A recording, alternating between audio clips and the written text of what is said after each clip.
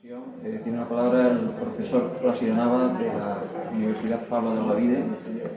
El profesor Nava es catedrático de Biología Celular y además pertenece al Centro de Investigación Biomédica en Red de Enfermedades Raras del Instituto de Salud III y, bueno, el Centro Físico del Centro Andaluz de Ciencia de Desarrollo.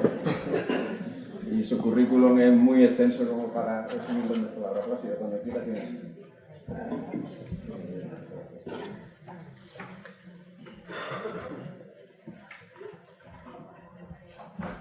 Hola, buenos días. Bueno, yo quería agradecer a la Fundación Rocío Vázquez, que la oía en la radio, pero no conocía la Fundación. Y quería comentar que en mi familia, mi mujer y mis hijos dicen que los científicos somos unos vanidosos. ¿Sí? Nos mueve la vanidad. El estar aquí, de alguna forma, cubre mi expectativa de vanidad, por lo menos en Sevilla, ya que yo no soy nacido aquí, pero sin embargo, que se acuerden de uno, pues siempre es de agradecer y nos gusta. Por eso el agradecimiento. Nosotros no somos, me refiero a mi grupo de investigación, que estamos en el campus de la Universidad Pablo de Olavide, pero en un centro que se llama Centro Andaluz de Biología de Desarrollo, un centro mixto. No somos clínicos, nosotros no vemos enfermos. Para que ustedes entiendan un poco, estamos en la trastienda. Nosotros somos invisibles. Vamos por el hospital como alguien más, nos verán con una pequeña nevera de nitrógeno líquido, porque vamos a buscar las muestras de la biopsia que se ha hecho ese día o que tienen congeladas, o vamos a una reunión para emitir informes. Pero somos invisibles. Nosotros no somos los de bata blanca que vamos por el hospital. Pero eso no nos desvincula de los enfermos. Al revés, si alguien ha hecho teatro alguna vez, sabe la velocidad que se imprime en los cambios de escenario, en los cambios de ropa, de colapso, etc. Es decir, nosotros estamos en ese nivel. Juan Bautista Lorite, antiguo neurólogo ya jubilado del Hospital Virgen de Rocío, me llamaba por teléfono y me decía: no me han mandado el diagnóstico del chico este. Te voy a mandar a los padres para que hables contigo. Claro, esa amenaza yo la entiendo.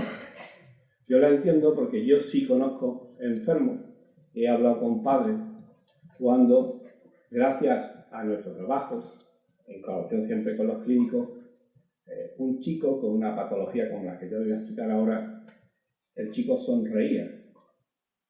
Es que el chico no movía un músculo. Y cuando el chico empieza a sonreír y sigue con los ojos el movimiento de los padres, para esos padres, sabiendo la gravedad de la enfermedad, es un mundo. Y eso hay que conocerlo para saber el esfuerzo que tenemos que imprimir diariamente para sacar adelante la información que cada lunes nos mandan las muestras del hospital. Yo les voy a hablar de un grupito de enfermedades raras. Y son las patologías mitocondriales y concretamente un grupo de ellas. Guillermo, el doctor nos ha hablado de las nuevas tecnologías para intentar describir, descifrar la causa genética de algunas enfermedades. Que sí hay algo complicado. En las enfermedades raras son las patologías mitocondriales. Es que esto no funciona con nosotros. Es que no sé si... Ahora, está encendido, ¿no? Ya está encendido. Es que estamos parados.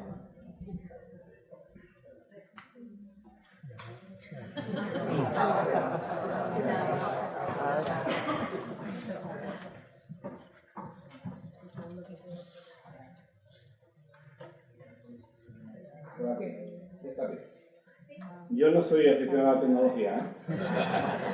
Yo soy de la opinión, bueno, no voy a contar chistes porque pero yo soy de la opinión que es mejor tener a alguien que sepa a uno aprenderlo todo. Y así vive uno un poquito más feliz. Pero, retomando el tema, si hay alguna patología compleja entre las enfermedades raras, es la patología mitocondrial. Miren ustedes, una cosa sencilla. Nosotros, la única fuente energética que tenemos es la alimentación. Lo único. No somos plantas, solo la alimentación.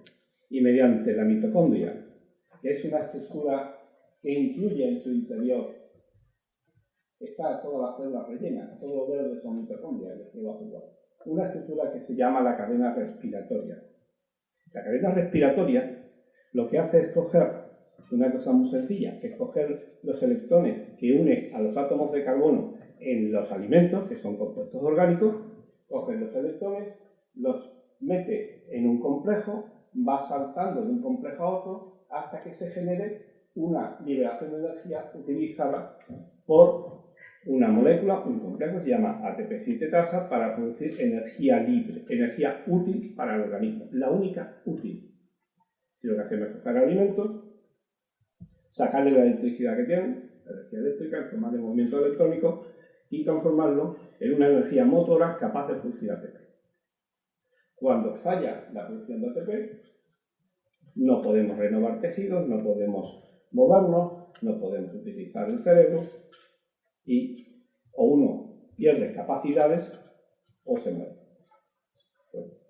Entonces, ¿cuál es la complejidad que yo me refiero? La complejidad que yo me refiero es que cualquier mitocondria está constituida por más de 1500 proteínas que todas trabajan a la vez, pero de las que tiene un genoma propio que se llama DNA mitocondrial, que codifica 13 proteínas, solo 13 proteínas, y el resto procede del genoma nuclear.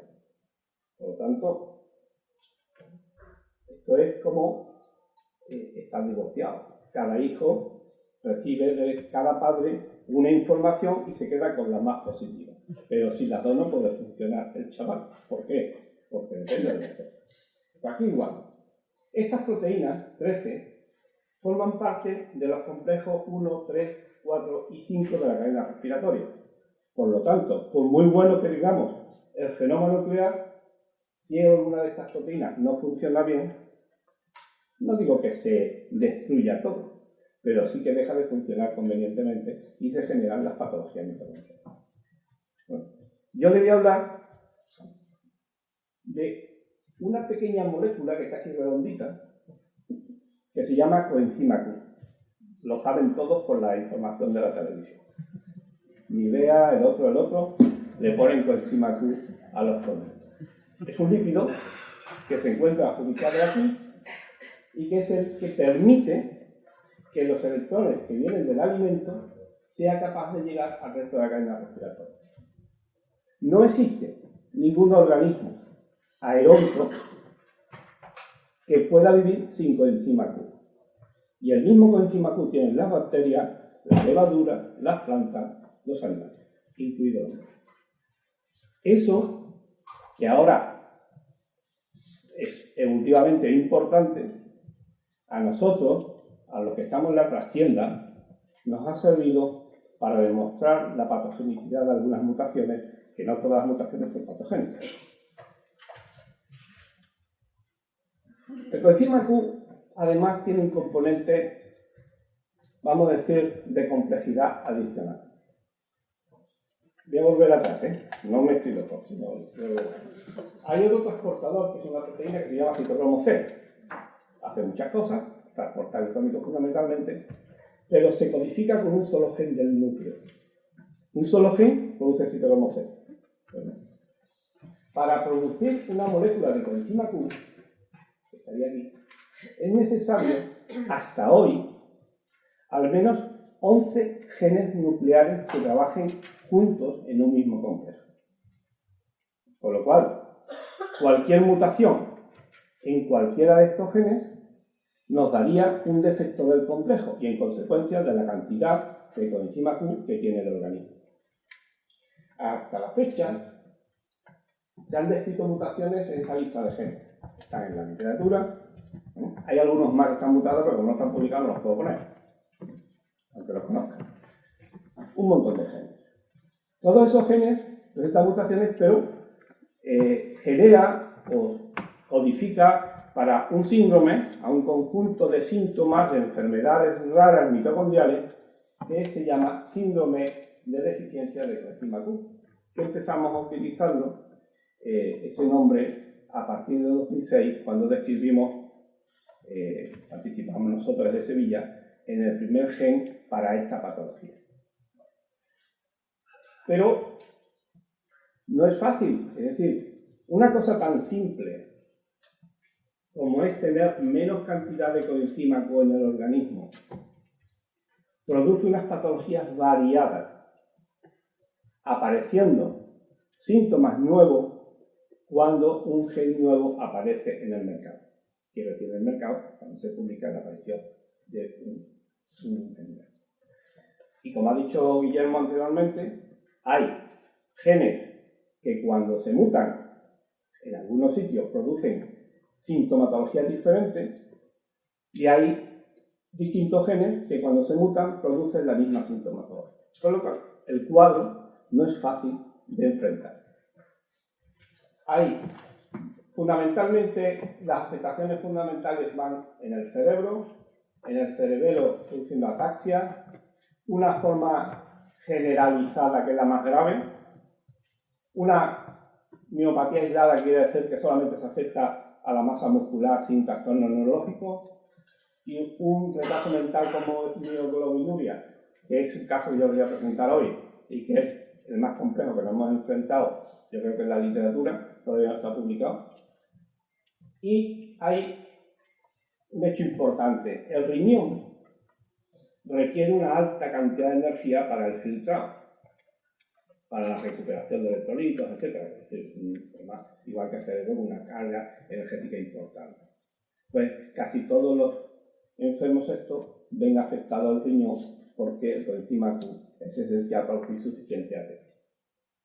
Es decir, el cuadro que les estoy poniendo, pues no es que yo quiera ser pesimista, pero sí quiero hacerle ver que el enfrentamiento con estos chicos que en general son pacientes pediátricos, es decir, la enfermedad en general se desarrolla nada más nacer, o aparece nada más nacer, se desarrolla antes probablemente, pues es unificado. Yo le voy a hacer como si fueran parte de mi laboratorio. Y empezamos la semana llamando al pediatra y dice: tengo un chico que tiene acidosis láctica, que no mueve los músculos o los mueve muy poco, que tiene sensación de retraso mental, algunos de estos síntomas que están asociados con una patología mitocondrial. Pero tiene acidosis láctica y en algunos casos CPK alta, quiere decir que tiene un daño muscular. Pero nos dice: no estoy muy seguro, pero me da la sensación de que el coenzima Q está bajo en el plasma, o al menos oscila mucho. Eso quiere decir que probablemente estamos ante un caso de diagnóstico rápido. ¿Por qué? Una cosa muy positiva, y es que este síndrome responde a la suplementación con coenzima Q. Es decir, es un fármaco que no es un fármaco, es un complemento nutricional, pero que cuando se le da a un individuo se incorpora a sus tejidos con mayor o menor eficacia, pero que puede parar el desarrollo progresivo de la enfermedad, de la degeneración de los tejidos. Por lo tanto, ¿qué es importante en estos casos? Un diagnóstico preciso de la deficiencia, aunque no sepamos quién la causa, para poder empezar el tratamiento inmediatamente. Después le voy a poner un ejemplo muy evidente. Por lo tanto, inmediatamente que a nosotros nos llega una muestra de músculo y nosotros pedimos también una muestra de piel. Con la piel generamos células fibroblastos de la piel, las hacemos crecer y tenemos una fuente de información sin necesidad de que al tipo haya que hacer otra biopsia. A partir de cierto momento, todo el estudio se hace en fibroblastos. Comprobamos rápidamente que la producción de lactato es alta y que el coenzima Q en el tejido es baja. El plasma está sometido a los cambios nutricionales, el tejido no. Entonces, en cuanto estamos en esa situación, pues intentamos encontrar, profundizar en la causa que lleva a la enfermedad. En el primer caso, porque ya sabemos que tiene bajo el coenzima Q, ya le están dando en el hospital. Y en general los síntomas se frenan, en algunos casos desaparecen, en otros casos simplemente se frenan, pero en general mejoran sustancialmente. Bueno, pues en la carga respiratoria, ya saben, comprobamos algo muy importante. Es que cuando uno mide en un tejido la cantidad de ATP que se produce, es normal. Pero no, eso es un truco. Porque lo importante no es medir el ATP que hay en un tejido, sino el ATP que hay por mitocondria. Hay que saber a qué nivel de producción de ATP tiene la mitocondria. Porque la mayor parte, por ejemplo, la célula tumoral, utiliza la glicólisis en la fase inicial para producir ATP y con eso vive. Pero ¿qué pasa si uno tiene un trastorno digestivo y deja de consumir glucosa? Suficiente. Es solo la mitocondria la que lo sostiene y aquí se demuestra que todos estos pacientes tienen una eficacia mitocondrial muy baja en la producción de ATP, con lo cual hay que buscar una terapia para hacerlo. También comprobamos, es que no se ve desde ahí, supongo, que se revierte el fenómeno bioquímico cuando le damos a las células y al paciente el coenzima Q. Al cabo de unas cuantas semanas recupera unos niveles y frena parcialmente, en algunos casos totalmente, los síntomas. Nosotros no vemos al paciente, pero estamos dando información para que los pacientes puedan ser tratados y ahora vamos a estudiar qué pasa. Normalmente, simultáneamente, recibimos las muestras, en la anatomía patológica se hace un estudio de la capacidad mitocondrial del músculo o nosotros lo hacemos de las células. Esto es citocromo C, todos los verdecitos citocromo C. Cuando las mitocondrias no funcionan bien, baja la cantidad de citocromo C. Esto lo pongo aquí a ADCK2, lo he puesto porque son imágenes muy llamativas, que me gustan a mí. ADCK2 es un gen que lo vamos a publicar, espero pronto, que causa otra versión de síndrome de deficiencia de coenzima Q, y estos son datos de ratón. Hemos hecho un ratón que tiene esta mutación y el ratón tiene lo mismo que tiene el enfermo. Pero son datos que son equivalentes. Es decir, vean cómo las fibras musculares normales se llenan de tinción, de complejo 2 mitocondrial, porque como las mitocondrias funcionan mal, fabrican más mitocondrias. Y esas mitocondrias se van a sitio equivocado, se van a la periferia de las fibras y esas no funcionan bien. La mitocondria tiene que estar en su sitio. El exceso de mitocondrias no es positivo. Pero la naturaleza es más lista de lo que nosotros pensamos. Y, de verdad, muchas veces hacemos racionamiento o raciocinio de lo que podía ser, pero la célula inventó un sistema para eliminar por proteínas que cuando se expresan eliminan la mitocondria y llegan aquí, en este enfermo mitocondrial básicamente no hay mitocondria, el citocromo C casi ha desaparecido, lo recuperamos con coenzima Q y cómo se desarrolla todo un sistema de protección, como cuando uno en su casa pues tiene algún problema de gotera, pues pone cubo, pone plástico, le pone un poco de pintura nueva, es un parcheo que por lo menos te permite sobrevivir en esa vivienda hasta que tengas dinero para arreglarla. Entonces, todo esto se traslada al clínico para que tome medidas. Y muchas veces las medidas no es solamente dar un suplemento con coenzima Q, sino añadir, por ejemplo, no hace falta poner antioxidantes, porque en la mayoría de los casos tienen suficientes antioxidantes endógenos, no hace falta darle antioxidantes. Un antioxidante puede ser perjudicial en estas patologías, porque ya tienen su propio antioxidante. Es decir, es tratar de mejorar sustancialmente la vida de un individuo de una enfermedad que es progresiva, crónica y, en la mayoría de los casos, mortal. Esa estrategia celular es intentar... Catequina es una proteasa que está en los lisosomas, los verdes citocromo C que está en la mitocondria, y aquí, aunque ustedes no lo ven por la distancia en la que están, hay unos puntitos que aquí aparecen de amarillo cuando se mezcla el verde y el rojo, y aquí igual, que cuando analiza uno pues tiene casi un 100%, 80-90% de coincidencia en los dos colores. Cuando una proteasa, es una enzima que rompe proteínas, está en el mismo sitio donde está el citocromo C, se está comiendo la mitocondria. Y entonces el cuadro de abajo, que es el que más me gusta a mí, se ve en el interior de todas las células de todos estos pacientes unas mitocondrias que son recién fabricadas, alargadas verdes, y otras punteadas amarillas que se las están comiendo para evitar la anemia. Con lo cual, eso hace que la célula sobreviva más. Si nosotros favorecemos el sistema de reciclaje mitocondrial, también estamos favoreciendo a la terapia del individuo. Si no solamente son tratamientos de un fármaco, tratamientos múltiples, que es lo que hacen los clínicos en estas enfermedades. Yo no soy clínico. Pero al final,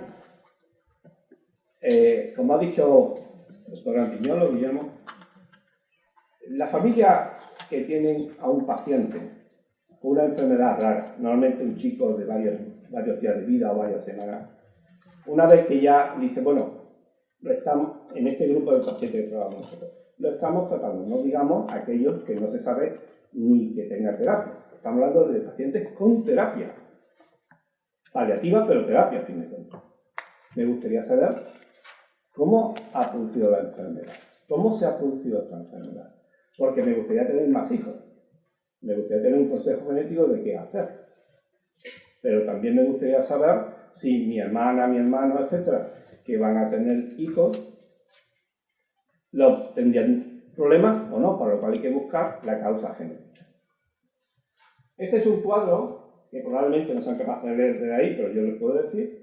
Es un cuadro que diseñamos en el consorcio europeo que tenemos para el diagnóstico del síndrome de deficiencia de coenzima Q, en el cual, una vez que está determinado que el coenzima Q es normal, entra en una dinámica de análisis de ADN mitocondrial, porque en general el ADN mitocondrial no codifica para el coenzima Q, y cuando tiene un déficit o una bajada del coenzima Q, entra en una dinámica de análisis de los genes nucleares.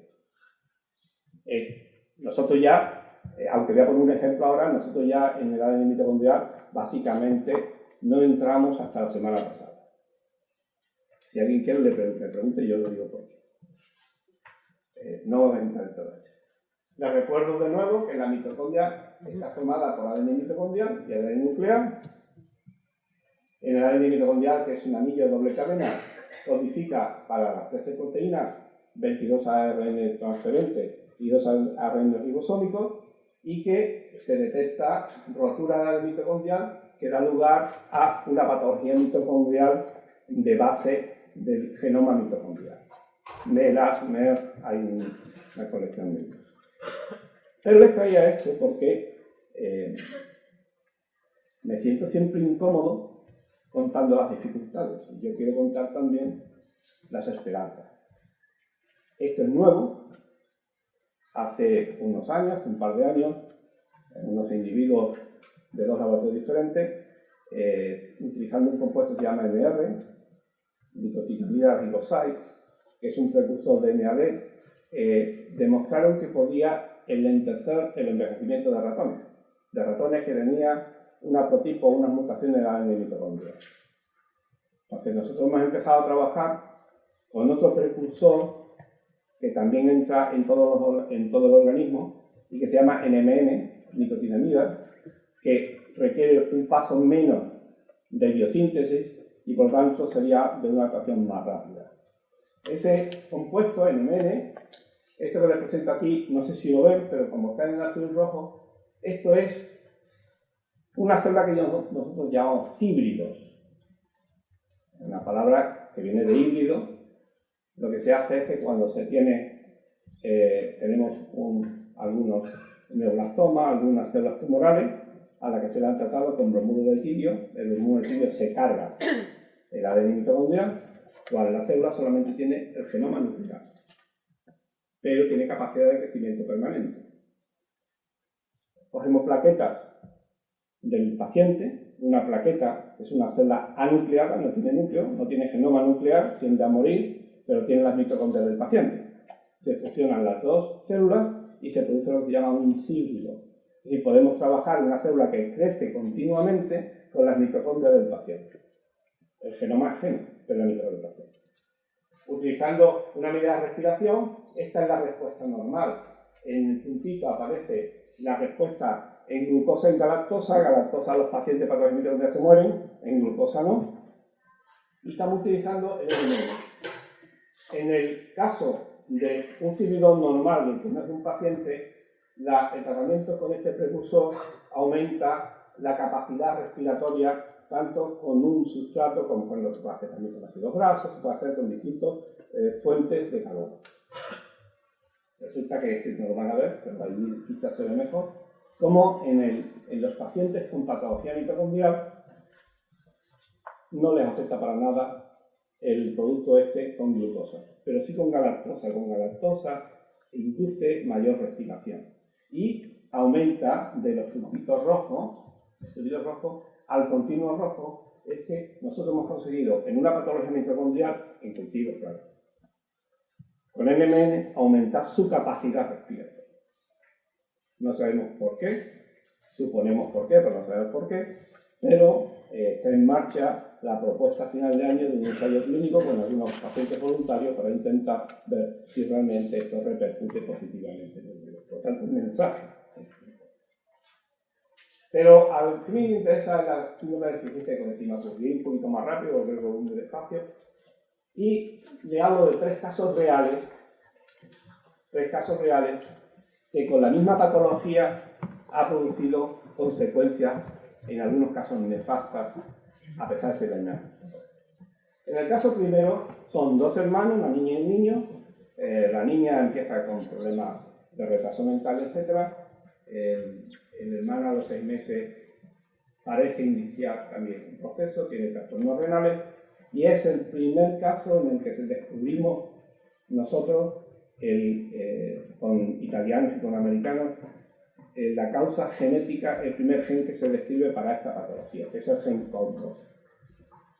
El segundo caso es de dos chicos, uno muere a los 9 años, otro muere a los 16 años, los dos residentes en Barcelona, que nos llega porque todo indica que tienen una deficiencia de coenzima Q, una patología mitocondrial de deficiencia de Q. Pero, una vez muertos, comprobamos en la muestra que nos llega que no tienen deficiencia, que tienen un exceso de coenzima Q. Y tanto es malo, lo poco como lo mucho. En este caso, el exceso de coenzima Q producía un trastorno grave que les llevó a la muerte, pero queríamos saber por qué. Y el tercer caso es un caso que empezó, son dos hermanas. Una hermana empieza con 4 años con unos dolores musculares, trastornos renales, etc. Y empieza a tener roturas de masa muscular, llegando a tener hasta 270.000 unidades de CPK en el plasma. Una barbaridad. De hecho, muere por trastorno cardiorrespiratorio y la hermana estaba normal hasta hace un año. Hace un año empieza con los mismos síntomas de la hermana. Es decir, tiene un defecto de coenzima Q, la hermana murió, 11 años después, esta otra hermana empieza con los mismos síntomas. Vamos a repasar los 3 casos para también generar algún tipo de esperanza y de optimismo. En el primer caso, ya les digo que describimos la primera mutación, es una mutación que cambia un aminoácido por otro, y básicamente introducimos el uso de las levaduras, que las levaduras pueden crecer sin coenzima Q por fermentación, gracias a lo cual tenemos la cerveza y el vino, por fermentación alcohólica, pero cuando las sometemos al glicerol o a productos no fermentables, tienen que respirar. Y comprobamos que la mutación es patogénica y, bueno, con más detalle, si alguien tiene más interés, yo le paso el artículo, pero demostramos que esa mutación era patogénica sin necesidad de utilizar material humano. Utilizamos levadura, la podemos crecer como queramos, matarla como queramos, sin ningún tipo de control ético y ni de perjuicio familiar. Por lo tanto, la hermana, hasta que se descubrió un par de años después que tenía deficiencia de coenzima Q, que lo hicimos aquí en Sevilla, empezarla a tratarla con coenzima Q, está viva perfectamente, pero tuvo que pasar por el quirófano para un trasplante renal. Pero el hermano, que a los 7-8 meses se le empezó a dar coenzima Q, lo sigue tomando, no tiene ningún problema, ni trasplante renal, y hace una vida normal. La hermana tiene ese trasplante, pero ahora mismo, mientras no le falte la dosis de 300 miligramos al día de coenzima Q, no tiene ningún problema. Por lo tanto, es un éxito que estos enfermos pueden hacer una vida normal simplemente con una suplementación.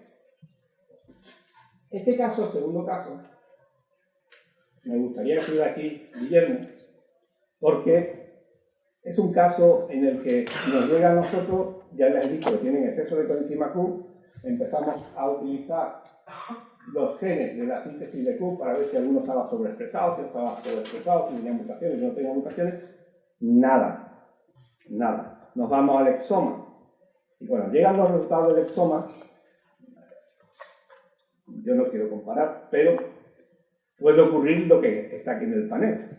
Y es que 11 genes y 13 genes, después de todo el escrutinio, después de toda la eliminación, son tan candidatos como otros. Y hay que empezar uno a uno para comprobar si tienen acciones sobre el músculo. Recordad que estos chavales tenían trastornos musculares, retrasos y se murieron.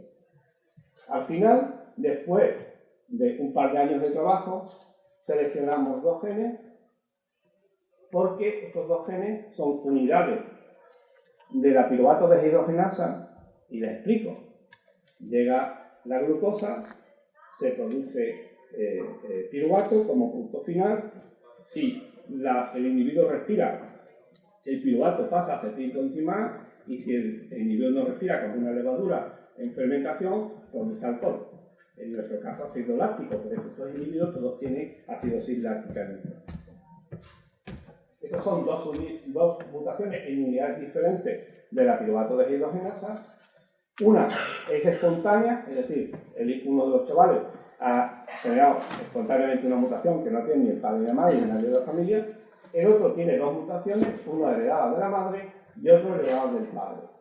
Ambos llevan a una función de la piruvato deshidrogenasa inferior, según estos cálculos, a lo que debería, no entra suficiente acetilcoenzima A y da con un aspecto de patología mitocondrial, pero que la mitocondria genera mucho más coenzima Q para intentar compensar la falta de acetilcoenzima A. Eso es tan grave como tener esto. Esto no hubo forma de tratarlo y si se hubiera tratado no hubiera servido para nada. Y el tercer caso, estamos en ello. Este caso nos llega hace unos 10 años. Son 2 hermanas, de las cuales una empieza a desarrollar unos trastornos musculares, es decir, cogía una infección, un resfriado, iba al hospital con CPK alta. Al año siguiente coge otro resfriado, va al hospital con CPK. Es decir, las infecciones víricas le inducían trastornos genéticos, trastornos de respuesta. Y comprobamos que existe una mutación en el gen COX4 de la síntesis de coenzima Q y por levadura, nos ven bien, demostramos la patogenicidad. Perfecto. Pero decidimos saber, porque los padres no lo piden, quién es el que le ha transmitido esa mutación en heterocigosis a la enfermedad. Y hacemos una secuenciación del exoma padre, madre, hermana y hermano. Hacemos. La chica muere, es decir, que ya estamos hablando de un análisis con la otra chica solamente con los restos de células que tenemos en todo el cuerpo. Hacemos la secuenciación del exoma y no es tan fácil el análisis. Nos encontramos que el padre tiene la mutación, que otro gen que descubrimos posteriormente no tiene la mutación. El padre tiene la mutación y es normal. Se lo decimos, volvemos a analizarlo y sigue siendo normal. Eso no es extraño. Se acaba de publicar hace 2 semanas un artículo en Nature en el que han hecho varios equipos de gente, han secuenciado, creo que son 6.800 y pico genomas. Y en 830 por ahí, han descubierto que individuos sanos de todos los continentes tienen mutaciones patogénicas que no reflejan ningún síntoma. Por lo cual, no era cosa tan sencilla. En este caso, el padre de alguna forma ha sobrevivido a la mutación, vive normalmente, la niña tiene la primera tiene la mutación heredada de la madre y decimos, ¡joder! Aquí está la causa de la enfermedad, de que las dos mutaciones a la vez es lo que ha llevado al paciente. ¿De acuerdo? Pero la hermana, hace 1 año y medio aproximadamente, llaman los padres, están en el San Juan de Dios de Barcelona, están tratados ahí. Llaman al médico, al pediatra, y les dice, está teniendo los mismos síntomas que la hermana. La llevan al hospital y intentamos averiguar qué pasa. Llevamos de 1 año y medio intentando averiguar. Le hemos 2 veces el exoma. El primero no fue muy reproducible, el segundo fue más reproducible. Y descubrimos que la chica no tiene la mutación que tenía la hermana. Ninguna de las dos. Pero tiene los mismos síntomas. 11 años después. Entonces, después de un segundo exoma, hemos aislado 2 genes con posible patogenicidad. Este casi lo hemos descartado, que es una canulopatía de iones, y un gen desconocido que se acaba de publicar un par de artículos sobre la patogenicidad del músculo, que se llama TANGO2, que es curioso, como diría yo, ponerle el nombre de tango a un gen que afecta al músculo. Pero bueno, eso es lo que le han puesto porque esto tiene una sigla de número. Entonces, esta mutación aparece en las 2 hermanas, aparentemente afecta a la estructura de la comunicación de la mitocondria con el resto de las células y en consecuencia deja de funcionar convenientemente la entrada de compuestos, etc. Y lo que nosotros proponemos, o lo que creemos que ocurre, es que esta mutación que está en las 2 hermanas en una homocigosis heredada de la madre, pues probablemente lo que ocurre es que esta sea la causa de la patología muscular que mató a la anterior, pero la anterior se aceleró el proceso por la deficiencia de coenzima Q. Mezcló 2 patologías a la vez y eso aceleró el proceso. Esta está viva, no se le puede dar coenzima Q porque la tiene normal, pero al menos se está previniendo se está frenando su patología. Por lo tanto, en este resumen de los 3 casos, una llamada al optimismo se puede conseguir en la mayoría de los casos. Hay casos donde es muy importante en el análisis del coenzima Q cuando hay sospecha, porque se puede tratar inmediatamente, y en este caso que se le dio coenzima Q, pues realmente no servía para nada, aunque tiene esperanza, porque tenía exceso de Q.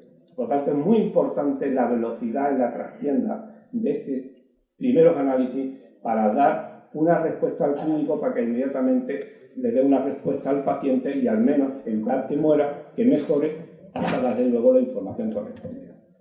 Y decirle solamente que estamos en este centro, ahora que nos dimos alrededor, colaboramos mucho, hacemos mucho trabajo con mucha gente y, siendo básicos, no estamos muy implicados en el diagnóstico y en la búsqueda de tratamientos para que estos enfermos, pues, aunque no los conocemos directamente, tengan una vida.